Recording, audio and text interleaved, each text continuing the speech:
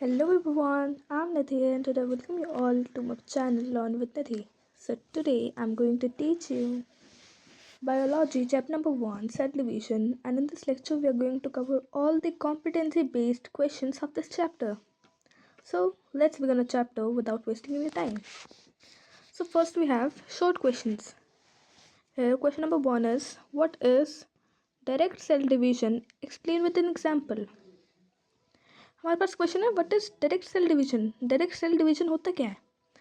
Direct cell division amitosis एक ऐसा process होता है जिसमें जो सेल है वो डायरेक्टली टू डॉटर सेल्स में कन्वर्ट हो जाती है. Cell directly converts into two daughter cells and इसमें सिर्फ कोई भी स्पिंडल फाइबर की फॉर्मेशन नहीं होती.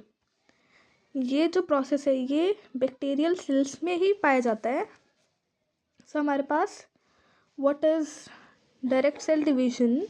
Amitosis is the direct cell division. It is the simplest type of cell division in which there is no spindle formation or condensation of fibers and nucleus is directly divided into two. इसमें कोई भी spindle fibre formation नहीं होती और nucleus जो है वो directly two daughter nuclei में कन्वर्ट ब्रेक हो जाता है. इसका एग्जाम्पल है बैक्टीरिया.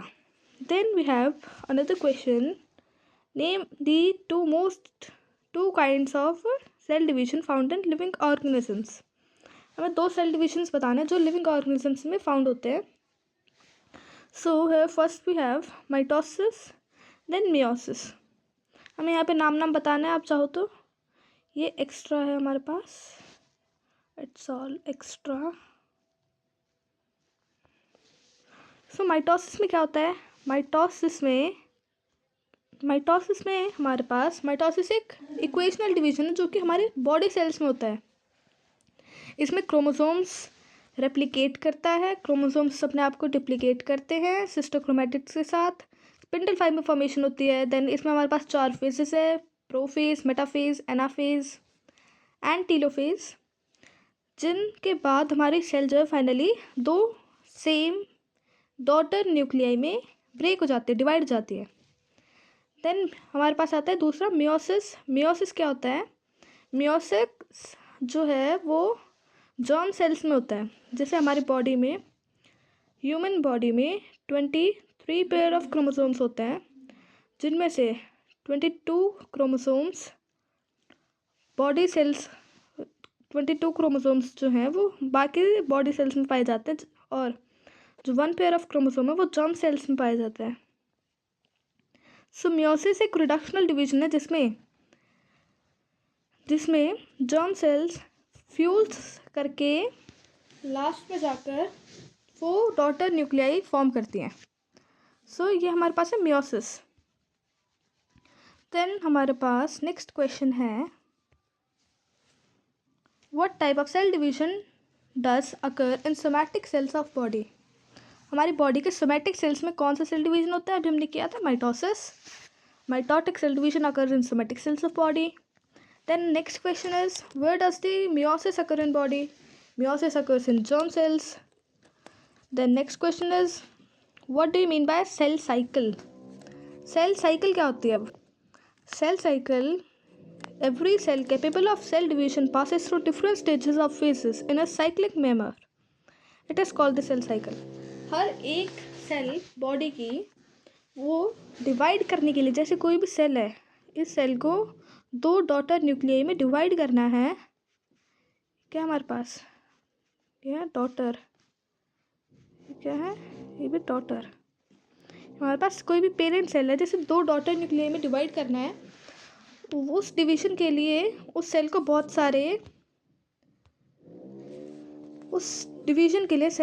सारे फेजेस, बहुत सारे प्रोसेसेस के थ्रू पास होना होता है, और उन प्रोसेसेस की साइकिल को हम क्या बोलते हैं? Cell cycle.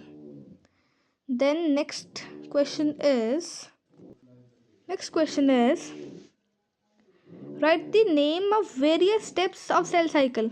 हमें सेल साइकिल के वेरियस स्टेप्स का नेम बताने हैं. जैसे कोई भी सेल साइकिल है, जो हमारी सेल साइकिल है उसके मेनली देखे जाए दो फेजेस होते हैं, इंटरफेज एंड डिवीजन फेज और माइटोटिक फेज, या फिर हम एम फेज भी बोल सकते हैं। इंटरफेज जैसे हमारी एक सेल साइकिल 24 आवर्स में कंप्लीट होती है। सो 24 आवर्स में से 23 आवर्स इंटरफेज में सेल यूज़ करती है, और जो बचा 1 आवर है उसमें सेल डिवाइड करती है। एक्चुअली डिवीजन सेल का उस 1 आवर में होता है। अब इंटरफेज क्या है, long period, and M phase is short period. Interphase में हमारे पास 3 फेजेस आते हैं, G1, S and G2, growth 1 phase और synthesis phase, then growth 2 phase. So इन तीनों फेजेस में हमारे पास सेल प्रिपेयर करती है अपने आप को for the cell division. So cell basically 2 phases में डिवाइड होती है, interphase and M phase. Interphase के फर्दर 3 पार्ट्स होते हैं, G phase, G1 phase, S phase and G2 phase. Then next question is, name the structure which initiates cell division.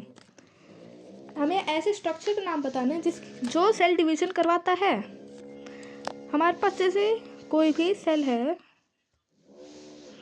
हमारे पास जैसे ये एक सेल है, इसमें एक सेल ऑर्गेनेल होता है जिसे हम बोलते हैं सेंट्रियोल। वेट अ मिनट, हमारे पास ये कोई भी एक सेल है, इसमें एक सेल ऑर्गेनेल होता है जिसे हम बोलते हैं सेंट्रियोल। ये सेंट्रियोल ही सेल डिवीजन को इनिशिएट करता है, या हम इसे सेंट्रोसोम भी बोल सकते हैं। सो हमारा सेल डिवीजन जो है वो सेंट्रियोल ही करवाता है। Then next question is, why gametes have a haploid number of chromosomes. जो गैमेट्स होते हैं उनमें नंबर ऑफ क्रोमोसोम्स हैप्लॉइड क्यों होते हैं, उनकी प्लॉइडी हैप्लॉइड क्यों होती है। दिस इज बिकॉज जो गैमेट्स हैं वो मियोसिस के रिजल्ट के बाद फॉर्म होते हैं। मियोसिस में भी हमने पढ़ा था कि मियोसिस में हमारे पास कोई सेल है 2n, वो डिवाइड करती है n एंड n, इन दो में डिवाइड करती है। सो जो गैमेट्स है वो मियोसिस के रिजल्ट के as a result of meiosis produce होते हैं, इसलिए उनकी जो प्लॉइड है वो हैप्लॉइड होती है। The next question is, mention 3 significant changes that occur in a cell during interphase. Interphase के टाइम पे क्या सिग्निफिकेंट चेंजेस होते हैं सेल के अंदर। First is cell grows in size, second new DNA synthesis, then synthesis of RNA and protein takes place. सबसे पहले क्या होगा, सेल का साइज ग्रो होगा, सेल अपना साइज इंक्रीज करेगी ताकि वो 2 डॉटर सेल्स में डिवाइड हो सके। देन वो न्यू DNA सिंथेसाइज करेगी, and then RNA and proteins की भी सिंथेसिस होती है ताकि सेल डिवीजन कर सके। देन हमारे पास नेक्स्ट क्वेश्चन है, what is cytokinesis.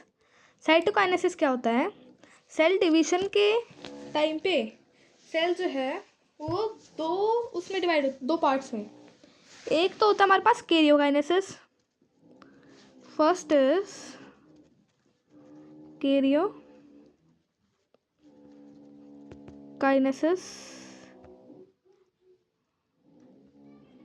Karyokinesis, second is cytokinesis.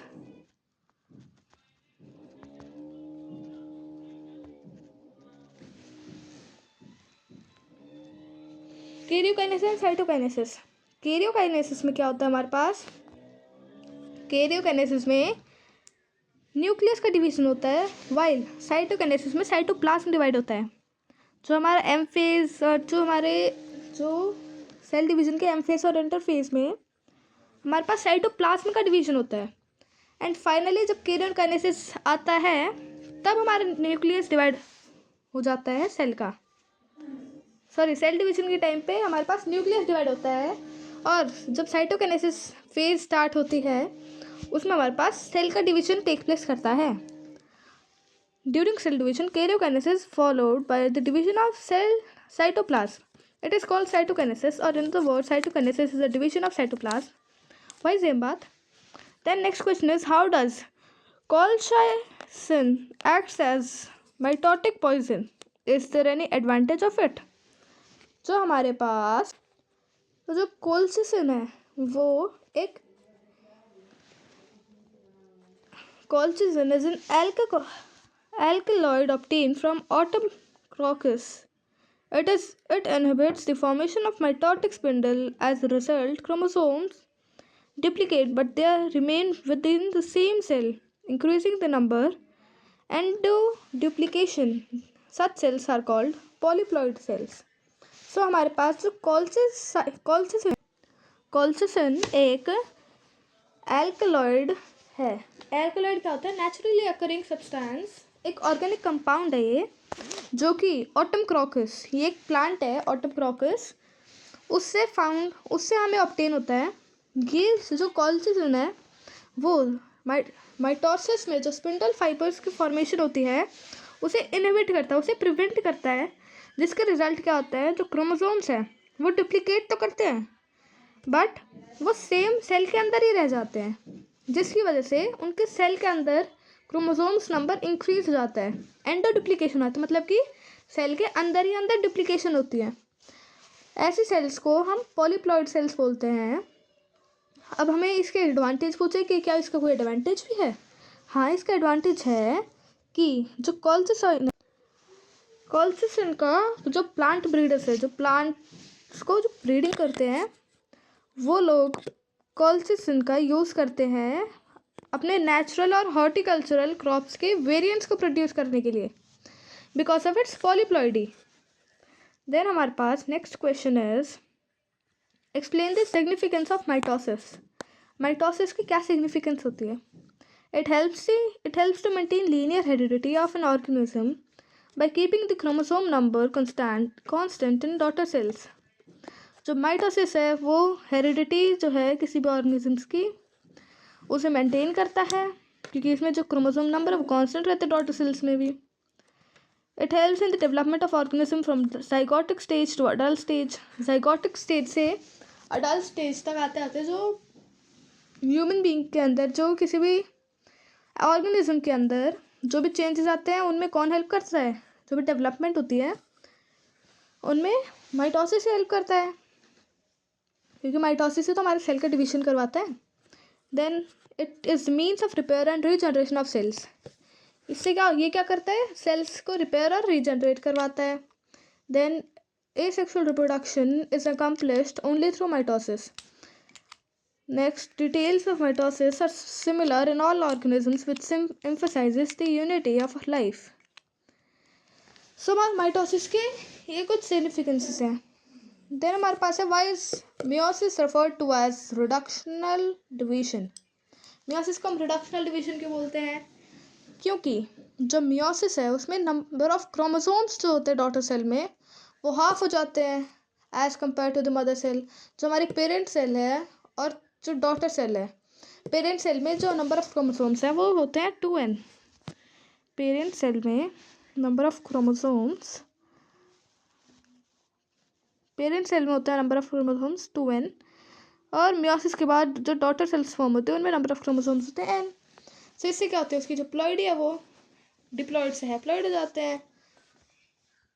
इसी की वजह से मियोसिस को हम रिडक्शनल डिवीजन बोलते हैं.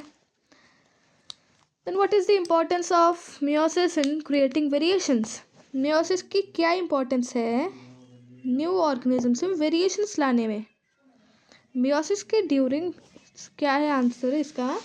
ड्यूरिंग मियोसिस के दौरान the exchange of chromosomal material takes place between the non sister chromatids forming new combinations. Meiosis के दौरान जो क्रोमोसोमल एक्सचेंज है मटेरियल्स का, क्रोमोसोमल मटेरियल्स है उनके एक्सचेंज होता है नॉन सिस्टर क्रोमेटिड से, और उसकी वजह से न्यू कॉम्बिनेशंस फॉर्म होते हैं. जैसे जो क्रोमोसोम्स एक्सचेंज होते हैं जर्म सेल्स में, तो उसकी वजह से हमारे पास नॉन सिस्टर क्रोमेटिड्स में नए कॉम्बिनेशंस फॉर्म होते हैं. और ये जो नए कॉम्बिनेशंस है इनकी वजह से ही जो हमारा ऑफस्प्रिंग्स है उनमें वेरिएशंस आती है, जिसकी वजह से ही आज तक जो भी इवोल्यूशन हुआ है, पहले माना जाता था कि हम एप्स थे और आज एप से जो ह्यूमन बीइंग में इवोल्यूशन है उसका मेन रीज़न यही है. Then state how does meiosis maintain chromosome number in a species. Meiosis किसी भी स्पीशीज़ में क्रोमोसोम नंबर कैसे मेंटेन करती है? ड्यूरिंग हाँ, the gametes form by meiosis. Meiosis कैसे करती है, क्योंकि मियोसिस में क्या होता है, हमारे पास गैमेट्स फॉर्म होते हैं। मियोसिस के टाइम पे जो नंबर ऑफ क्रोमोसोम हैं वो हाफ हो जाते हैं, मतलब कि जो गैमेट्स हैं उनमें हैप्लॉइड नंबर ऑफ क्रोमोसोम्स होता है, मतलब कि n एंड n। तो इससे क्या होता है, जो मेल और फीमेल गैमेट्स हैं वो फ्यूज करते हैं एक डिप्लॉइड जाइगोट को फॉर्म करने के लिए। इस वे में मियोसिस क्रोमोसोम नंबर जो हमारे ऑफस्प्रिंग्स है उसमें मेंटेन करती है, क्योंकि हमारे पास वो दो गैमेट्स हैं n एंड n। ये दोनों फ्यूज़ करके हमारे पास 2n बनाएंगे, 2n। अब 2n से हमारे पास डिवीजनों के डॉटर सेल्स बनेंगी। यही सब होता है मियोसिस में। अब हमारे पास नेक्स्ट है how prophase 1 of meiosis differs from prophase of mitosis is in an essential way. Describe how it affects the daughter cells. हमें क्वेश्चन में ये पूछा है कि मियोसिस का प्रोफेज 1 कैसे माइटोसिस के प्रोफेज से डिफरेंट है एक एसेंशियल वे में, और कैसे डॉटर सेल्स को अफेक्ट करता है। हमारे पास प्रोफेज 1 जो होता है मियोसिस का, उसमें 5 सब स्टेजेस होती हैं। मियोसिस के प्रोफेज 1 में 5 सब स्टेजेस होती हैं, जिनका नाम क्या क्या होता है। First is leptotene, zygotene, pachytene, diplotene and diakinesis. Pachytene जो इस प्रोफेज 1 का प्रोसेस होता है, स्टेज होती है, इस स्टेज में क्रॉसिंग ओवर होता है, मतलब कि जेनेटिक मटेरियल, जैसे हमारे पास नॉर्मली जब मियोसिस में क्रॉसिंग ओवर होता है वो इसी उसमें होता है। जैसे हमारे पास एक क्रोमोसोम है, ओके। इसमें क्या होगा, यहाँ पे एक दूसरा क्रोमोसोम है,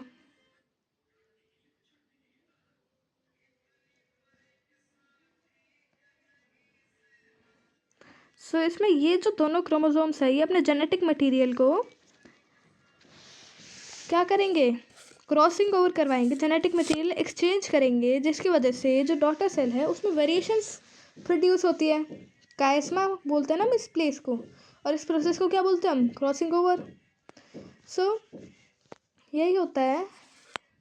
और जबकि अगर हम उसमें देखें माइटोसिस की प्रोसेस में, उसमें ऐसा कुछ नहीं होता मियोसिस में। इसलिए मियोसिस की prophase 1 is different from mitosis की प्रोफेज, क्योंकि इसमें डॉटर सेल्स में वेरिएशंस आ जाती हैं पैशोटीन स्टेज के टाइम पे। द नेक्स्ट क्वेश्चन है what is the importance of chiasma formation. Chiasma formation की क्या इंपॉर्टेंस है। कायस्मा एक ऐसा रीजन है जहाँ पे क्रॉसिंग ओवर होती है। By the formation of chiasma exchange of genetic material between non-sister chromatids of homologous chromosome is accomplished. So chiasma is the means of bringing about recombination of characters and thus variations in multicellular organisms. हमारे पास question में पूछा था कि कायस्मा की क्या importance है कायस्मा formation की। कायस्मा वो रीजन होता है जो हमने देखा था जहाँ पे जो जेनेटिक मटेरियल वो क्रॉसिंग ओवर, जो जेनेटिक मटेरियल वो एक्सचेंज होता है, क्रॉसिंग ओवर होती है कायस्मा की प्लेस पे, जिसकी वजह से जो डॉटर सेल्स है उनमें क्या आती है, वेरिएशंस आती है। कायस्मा क्या है, एक मीन्स है of bringing recombinations of characters, ताकि कैरेक्टर्स का रिकॉम्बिनेशन हो सके, या फिर of bringing variations in multicellular organisms. The next question is what is the importance of meiosis. Meiosis की क्या इंपॉर्टेंस है। Meiosis is important to maintain the constant number of chromosomes in a species. किसी भी species में number of chromosomes को constant रखने के लिए हम मियोसिस करवाते हैं। इससे वेरिएशंस भी आती है ऑर्गेनिजम्स में, और इसी की वजह से इवोल्यूशन होता है। ये हो गया हमारे पास मियोसिस की इम्पोर्टेंस। ये तो थे हमारे सारे शॉर्ट क्वेश्चन आंसर्स। यहाँ पे हमारे सारे शॉर्ट क्वेश्चन आंसर्स होते हैं ख़त्म। देन आता है हमारे पास गिव रीजंस। तो गिव रीजंस में हमारे पास फर्स्ट क्वेश्चन है माइटोसिस सेल, माइटोसिस जो है वो इक्वेशनल डिवीजन है। ऐसा क्यों है? दिस इज बिकॉज माइटोसिस के टाइम पे सेल इक्वली डिवाइड करता है। तो डॉटर सेल्स में माइटोसिस के टाइम पे जो नंबर ऑफ क्रोमोसोम जो प्लॉइडी है वो सेम रहती है, इसलिए उसे हम इक्वेशनल डिवीजन बोलते हैं। और मियोसिस रिडक्शनल डिवीजन क्यों है नेक्स्ट क्वेश्चन में? तो मियोसिस रिडक्शनल डिवीजन है क्योंकि उसमें 4 डॉटर सेल्स फॉर्म होती हैं, equally have half number of chromosome than the mother cells। जो हमारे पास मियोसिस होता है उसमें पेरेंट सेल के कंपैरिजन में हाफ नंबर ऑफ क्रोमोसोम्स होते हैं और इसमें 4 डॉटर सेल्स फॉर्म होती हैं। इसमें जो प्लॉइडी है वो डिप्लॉइड से हैप्लॉइड हो जाती है सेल, इसलिए हम रिडक्शनल डिवीजन बोलते हैं। देन नेक्स्ट क्वेश्चन है gametes must be produced by meiosis for sexual reproduction. Gametes produce होने चाहिए मियोसिस में। सो ऐसा क्यों होना चाहिए? क्योंकि जो नंबर ऑफ क्रोमोसोम्स होते हैं जर्म सेल्स में वो हाफ होते हैं गैमेट प्रोडक्शन के टाइम पे। देन नेक्स्ट क्वेश्चन है chromosomes are the carriers of heredity. Chromosomes heredity के कैरियर्स होते हैं। ऐसा क्यों है? क्योंकि क्रोमोसोम्स में जीन होता है जो कि स्पेसिफिक फीचर्स को पेरेंट्स ऑफ स्प्रिंग्स तक लेके जाता है। ये थे हमारे गिव रीजंस कुछ। Then next is differentiate between mitosis and meiosis. सबसे पहले तो माइटोसिस जो है वो सोमैटिक सेल्स का मतलब क्या होता है हमारे पास? ये जो सोमैटिक सेल्स हैं इसका मतलब क्या होता है? Body cells. और ये जो है जनरेटिव सेल्स में होते हैं। जनरेटिव सेल्स मतलब कि जर्म सेल्स। देन नेक्स्ट है जो माइटोसिस है उसमें सिंगल डिवीजन होता है दो डॉटर सेल्स में, और मियोसिस में 4 डॉटर सेल्स फॉर्म होती है। इसमें हम डायरेक्ट लिख सकते हैं this 2 daughter cells are produced and this 4 daughter cells are formed. Mitosis का जो प्रोफेज है वो शॉर्ट और सिंपल होता है, जबकि मियोसिस का प्रोफेज 1 वो लॉन्गर ड्यूरेशन का होता है, बहुत ज़्यादा कॉम्प्लेक्स होता है क्योंकि उसमें जो क्रॉसिंग ओवर वगैरह होता है ना, इसलिए वो कॉम्प्लेक्स प्रोसेस है, एक स्टेज है। माइटोसिस में जो नंबर ऑफ क्रोमोसोम्स है डॉटर सेल में वो इक्वल होते हैं, मतलब ये एक इक्वेशनल डिवीजन है। मियोसिस में हाफ हो जाती है, इसलिए एक रिडक्शनल डिवीजन है। देन हमारे पास नेक्स्ट क्वेश्चन और भी है। यहाँ पे एक पॉइंट और भी हो सकता है कि माइटोसिस की सिग्निफिकेंस क्या होती है? इससे ग्रोथ, रिपेयर और हीलिंग होती है। मियोसिस में हमारे पास गैमेट्स स्पोर फॉर्मेशन होती है और नंबर ऑफ क्रोमोसोम्स जो है वो मेंटेन रहते हैं generation to generation. The next differentiate is between chromatin and chromosome. Chromatin और क्रोमोसोम। अब यहाँ पे हम देखें जो क्रोमैटिन होता है वो एक सिंपल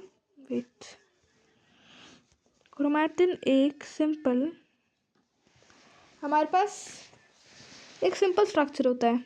ये एक अनकंडेंस्ड फॉर्म होता है ऑफ न्यूक्लियोप्रोटीन, जबकि जो क्रोमोसोम होता है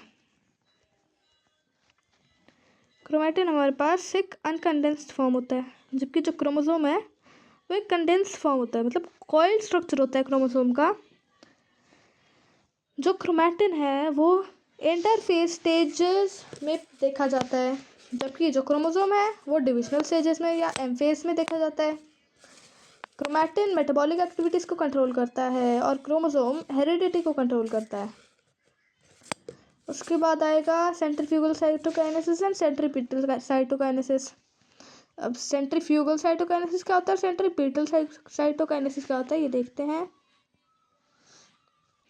तो जो हमारे पास सेंट्रीफ्यूगल साइटोकाइनेसिस होता है उसमें क्या होता है, कैरियोकाइनेसिस के बाद, न्यूक्लियस के डिवीजन के बाद जब साइटोप्लाज्म का डिवीजन हो रहा होता है तो एक सेल प्लेट का फॉर्म होने लगती है। ये प्लांट्स में होते हैं मेनली देखा जाए तो। इसमें क्या होता है, जैसे हमारे पास ये एक प्लांट सेल है, इसमें हमारे पास न्यूक्लियस डिवाइड हो गया, एक न्यूक्लियस यहाँ पे दूसरा न्यूक्लियस। तो यहाँ पे बीच में से एक सेल प्लेट की फॉर्मेशन स्टार्ट हो जाती है। वो जो सेल प्लेट की फॉर्मेशन है वो अंदर से बाहर की तरफ होती है और इससे जो है फिर वो बाद में लेटर ऑन साइटोप्लाज्म डिवाइड हो जाता है। ये तो होती है, इसे सेंट्रीफ्यूगल इसलिए बोले क्योंकि अंदर से बाहर की तरफ सेल प्लेट की फॉर्मेशन स्टार्ट होती है, इसलिए हम इसे बोलते हैं सेंट्रीफ्यूगल साइटोकाइनेसिस। और हम जब एनिमल सेल्स की बात करते हैं तो जैसे ये कोई हमारे पास एनिमल सेल है, इसमें ये न्यूक्लियस, सो इसमें क्या होता है, फरो फॉर्मेशन स्टार्ट होती है। इसमें बाहर से अंदर की तरफ फरो फॉर्म होता है, एंड जब ये फरो डीप होता जाता है तो फाइनली सेल जो हमारी लेटर ऑन डिवाइड कर जाते हैं दो डॉटर सेल्स में। सेंट्रीफ्यूगल में ये होता है प्लांट सेल्स में, और सेंट्रीपीटल होता है एनिमल सेल्स में। सेंट्रीफ्यूगल में सेल प्लेट की फॉर्मेशन होती है अंदर से बाहर की तरफ, और सेंट्रीपीटल में फरो फॉर्मेशन होती है बाहर से अंदर की तरफ। देन हमारे पास आएगा anaphase of mitosis and anaphase of meiosis 1। इन दोनों के बीच में डिफरेंस बताना है अब हमें। सो एनाफेज ऑफ माइटोसिस के एनाफेज में हमारे पास हमने पढ़ा ये कि ये जो सेल है, जैसे हमारे पास ये एक सेल है, इसमें क्या होता है, स्पिंडल फाइबर फॉर्मेशन होती है। तो जो स्पिंडल फाइबर फॉर्मेशन के बाद जो स्पिंडल फाइबर्स हैं वो कॉन्ट्रैक्ट होने लग जाते हैं और वो पोल्स की तरफ मूव करते हैं। अब इस प्रोसेस में तो जो सेंट्रोमेयर्स हैं वो डिवाइड करते हैं, और जो स्पिंडल फाइबर्स हैं वो अपोजिट पोल्स की तरफ मूव करते हैं, डॉटर क्रोमोसोम्स को अलग अलग खींचते हैं। वाइल जबकि हमारे पास एनाफेज ऑफ मियोसिस 1 के एनाफेज में हम क्या देखते हैं कि जो स्पिंडल फाइबर्स हैं जो कि हर एक होमोलोगस क्रोमोसोम से अटैच है, वो बिना सेंट्रोमेयर से ब्रेक हुए पोल्स की तरफ मूव करते हैं। तो यही बस इन दोनों में डिफरेंस है कि इसमें सेंट्रोमेयर डिवाइड हो जाता है और इसमें सेंट्रोमेयर डिवाइड नहीं होता। फिर हमारे पास next is gametic meiosis and zygotic meiosis. Gametic meiosis में क्या होता है, जब when the reproductive cells of a diploid organisms undergoes meiosis to produce haploid gametes, it's called gametic meiosis। जब कोई भी डिप्लॉयड ऑर्गेनिज्म की रिप्रोडक्टिव सेल्स मियोसिस के मियोसिस प्रोसेस के अंडरगो जाती है, तब वो हैप्लॉइड गैमेट्स प्रोड्यूस करती है। ये तो होता है हमारे पास गैमेटिक मियोसिस। ज़ाइगोटिक मियोसिस क्या होता है, कुछ एल्गे और फंजाई में, फंजाई जो होते हैं वो हैप्लॉइड अडल्ट होते हैं, they produce haploid gametes which upon fertilization form a diploid zygote। This zygote undergoes meiosis to form haploid spores which on repeated mitotic division form the adult body। इसमें क्या है, ये कुछ एल्गेज और फंजाई में होता है। इसमें हैप्लॉइड गैमेट से फर्टिलाइजेशन के बाद एक डिप्लॉयड ज़ाइगोट होता है, और फिर जो ज़ाइगोट है वो हैप्लॉइड मियोसिस के अंडरगो जाके हैप्लॉइड स्पोर्स फॉर्म करता है, और इसके रिपीटेड डिवीजन से जो अडल्ट बॉडी फॉर्म होती है। देन हमारे पास साइटोकाइनेसिस और कैरियोकाइनेसिस का डिफरेंस। साइटोकाइनेसिस साइटोप्लाज्म का डिवीजन होता है, कैरियोकाइनेसिस न्यूक्लियस का डिवीजन होता है। साइटोकाइनेसिस कैरियोकाइनेसिस के बाद होता है, और कैरियोकाइनेसिस फर्स्ट डिवीजन होता है। देन चायस्माटा एंड क्रॉसिंग ओवर क्या होता है, चायस्माटा एक पार्ट है अटैचमेंट का नॉन सिस्टर क्रोमैटिड्स के।